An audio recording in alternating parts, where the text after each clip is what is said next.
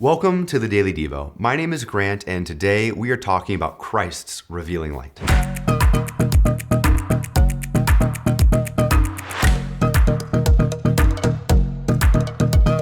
Something that I've learned having a house full of small children is that things are pretty safe when you can hear things. But all of a sudden, when everything goes silent, my wife and I will give each other a look like it's almost too silent. It's the calm before the storm. And then as we peek over the couch or we look around to see where our children might have wandered off to, more often than not, we'll catch them doing something. Now, ideally not dangerous, but definitely not ideal. Whether it's messing with the dogs, whether they've got their hands on something that they shouldn't have, or they're just being a little sneaky and mischievous, they turn around and they give us that look and that smile like they know that they've been caught.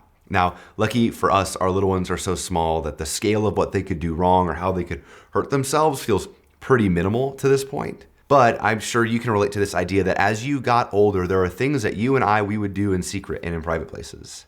That there would be aspects of who we are that we wouldn't reveal to everyone, whether that would be how we act with certain friend groups versus other friend groups, or that would be business practices, ideals, or ethics that maybe are a little less than what we're called to do and what we're called to be.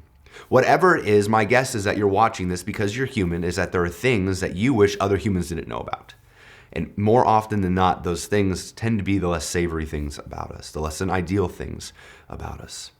But the reality is, and one of my favorite things about Jesus, is that Jesus, he has this way of revealing light on the gross, sticky, messy things in our lives and in our hearts that shouldn't be there and radically changing them and transforming them. But you can't really do that without addressing the hard truth that those things shouldn't be there in the first place. So let's check out what it has to say in John chapter 3, verse 20. Everyone who does evil hates the light and will not come into the light for fear that his deeds will be exposed. More often than not, when it comes to being afraid of someone finding out what we're doing, it's because we already know that we're doing something we shouldn't have been doing in the first place. And it's crazy how when we're little, that principle feels so easy to wrap our hands around, but the older that we get, we seem to be even more abstract. And so what this verse, it tells me and reminds me is that Christ's revealing light, yes, for those of us who want to do evil, pursue evil, and have malicious intent, it's this thing to avoid. But for those of us who want to become more like Christ, his revealing light in our hearts and in our souls and in our everyday reminds us of the journey that we're on to become more in his likeness.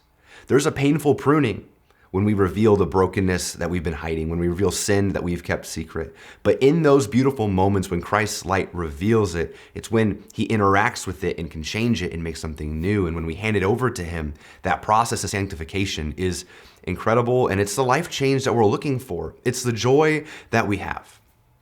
I'll close with this. My guess is that in your journey of faith, there's been a certain plateau that maybe that you've hit.